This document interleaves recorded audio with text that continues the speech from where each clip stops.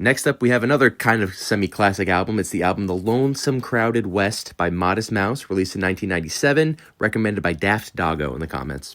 Again, I've never really listened to Modest Mouse before. I'm aware of who they are and the impact they've had in the indie scene. I've also only heard the tracks like Float On, so doing a full album listen on one of their older albums was a pretty good listen at the gym. Just something I haven't really tried out before. The indie rock sound was still kind of figuring itself out at the time, some tracks being more jangly and reminiscent of like jangle pop before it. Some was more of an acoustic approach with like a violin, and others sounded closer to more like mock country, I guess, which could explain the album title a little bit more, maybe. It borders more on emo music for me, which is apparently what older Modest Mouse sounded a lot like at the time, but still, this had its energetic moments mixed with darker and slower songs with it, and a lot of very solid songwriting in there as well. The lyrics can be pretty earnest and heartbreaking at times, something that adds a lot of emotional depth to the album for me.